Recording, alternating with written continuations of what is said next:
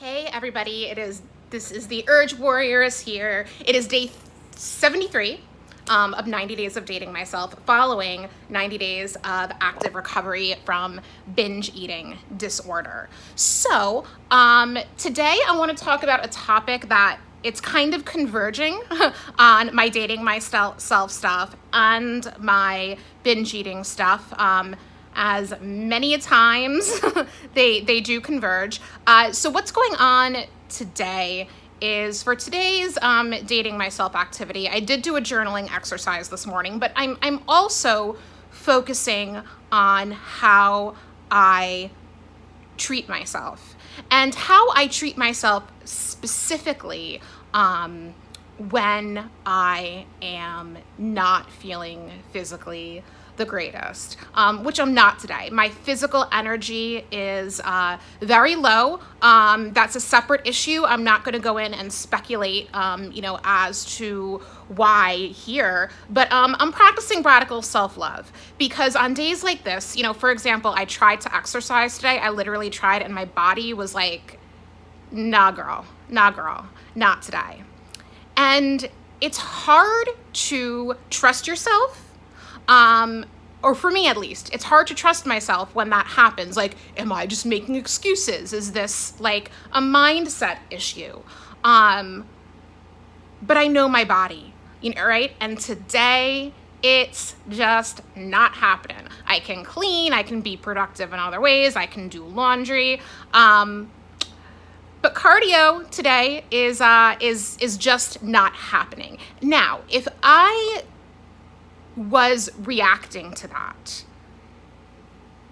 in a way that was not self-loving and self-accepting, because that's one of my goals in this journey, right? It's not to never change. It's not to not have accountability over anything. I do take accountability for the fact that maybe the slip-ups I've been having with food lately are contributing to my fatigue. I'm not denying that, but I'm also recognizing that not everybody's perfect. And I'm recognizing that, not everybody can be this like shining beacon of health.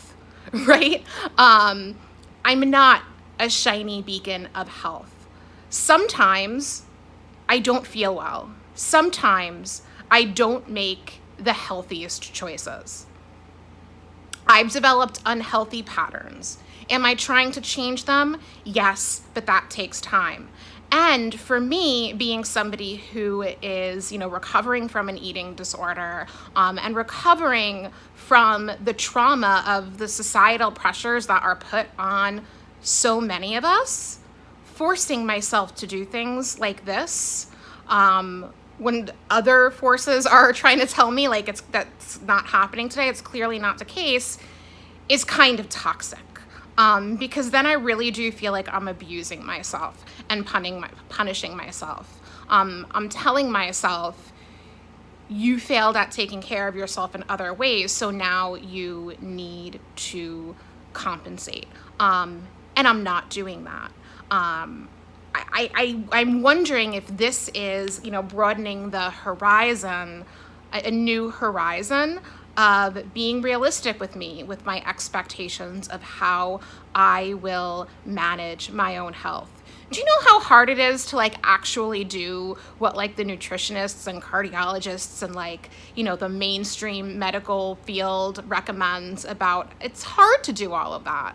Some people can do it. If you can, good on you. But I'm getting to the point, which is really liberating, where like, I don't want you coaching me how to do it. Loving myself, a part of loving myself absolutely is eating right and exercising, but it's also loving myself when, for whatever reason, that just can't happen right now, or it's not always the priority in the moment. Right now the priority is that I move on with my day, not just keep on trying to do different kinds of exercise. No, because then I get stuck in this loop. I'll be so much more mentally healthy and less stressful if I figure out other ways to move on with my day. Maybe in a few hours I'll feel better and exercise, maybe not. But I'm gonna love myself and be present for today and, present for everything else despite that. I'm going to be grateful, going to do my errands, have, like podcasts and music and TV shows on I like in the background, and it'll just be, an Ashley day until I have plans with my friends for tonight.